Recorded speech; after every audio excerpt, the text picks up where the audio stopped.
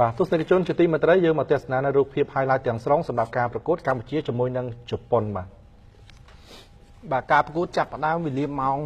6:30 នាទីនៅពហុកលដ្ឋានជាតិអូឡ িম্প ិកកម្ពុជាបាទក្រោមកខ្សែភ្នែកបាទទស្សនិកជនជាង 10000 នាក់បាទនៅវគ្គទី 1 មិនមានការសុទ្ធបញ្ចូលទីគ្នាទេក៏ប៉ុន្តែជប៉ុនបាទមានឱកាសដាក់សម្ពាធជាច្រើនហើយកម្ពុជាក៏នៅមានឱកាសក្នុងការទាត់ទីជប៉ុនជាច្រើនដែរដូចជាច្រឹងពលរដ្ឋមានឱកាសបាទទាត់បាល់ free kick បាញ់មិញនេះបាទជប៉ុនបាទព្យាយាមដាក់សម្ពាធខ្លាំងមែនទែនដោយការបាទព្យាយាមសុទ្ធនៅក្នុងបាទតំបន់គ្រោះថ្នាក់ច្រើនបាទឱកាសកន្លែងនេះបាទជាការបាទលើកបាល់ចេញពីស្លាបខាងស្ដាំដ៏ល្អរបស់កីឡាករជប៉ុននិងតែតយ៉ាងល្អបាទប៉ុន្តែជួយសង្គ្រោះបានពីបាទសេរីរតន៍បាទធ្វើការធ្ងន់មែនទែនសម្រាប់ក្រុមគោព្រៃថ្ងៃនេះក្នុងការជួបបាទក្រុមខ្លាំងដែលជាបាទមហាអំណាចបាល់ទាត់នៅអាស៊ីអាគ្នេយ៍យ៉ាងនេះបាទជប៉ុនមានឱកាសក្នុងការបាទរកគ្រាប់ជាច្រើនក៏ប៉ុន្តែបាទมันមានសំណាងក៏ដូចជាបាទជួយសង្គ្រោះបានពីបាទអ្នកចាំទីនិងខ្សែការពារដ៏ឆ្នើមរបស់បាទក្រុមកម្ពុជាបាទការប្រកួតនៅវគ្គទី 1 មិនមានការសុទ្ធបញ្ចូលទីគ្នាទេដោយបញ្ចប់ទៅដោយលទ្ធផល0-0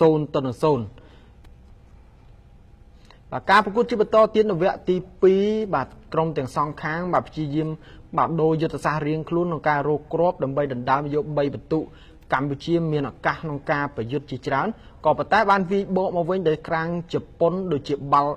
លើកមកនេះមកក្បាលនេះបាទជួយសង្គ្រោះបានពីសេរីរតន៍បាទអ្នកចាំទីថ្ងៃនេះធ្វើការធ្ងន់មែនទែនបាទតែតមកក្បាលពីបាទខ្សែប្រយុទ្ធជប៉ុនស្ទើរតែផុតដៃទៅហើយប៉ុន្តែសេរីរតន៍ជួយបានជប៉ុនដាក់សម្ពាធជាបន្តបន្ទាប់តាមរយៈបាល់នេះជាឱកាសរកគ្រាប់ទី 1 បាទនៅនាទីទី71របស់ជប៉ុនដោយកីឡាករអេនដូបាទគ្រាប់បាល់ដ៏អស្ចារ្យបាទជាការរៀបចំបាល់បាទ set play ពីខាងជប៉ុនគាត់ឈរតែឯងតែម្ដងទាត់មួយផុតអ្នកចាំទីបាទខ្សែការពារបាទណេនសធិរតព្យាយាមដែរប៉ុន្តែលោកជើងអត់ទាន់បាទបច្ចេកទេសបាទផ្ទាល់ខ្លួនដ៏ល្អពីខាងជប៉ុនបាទនាំមុខមុន1-0នៅនាទីទីបាទ71បាទដោយកីឡាករលេខ11បាទកម្ពុជាក៏ព្យាយាមបន្ថែមទៀតដែរក៏ប៉ុន្តែបាទជប៉ុននៅតែបន្តដាក់សម្ពាធបាល់កន្លែងនេះបាទជាបាល់ដាច់មាត់ពីខាងជប៉ុនអូសទៅអត់សុទ្ធទេបាទបញ្ជូនមកខាងក្រោយមួយជើងពីកីឡាករលេខ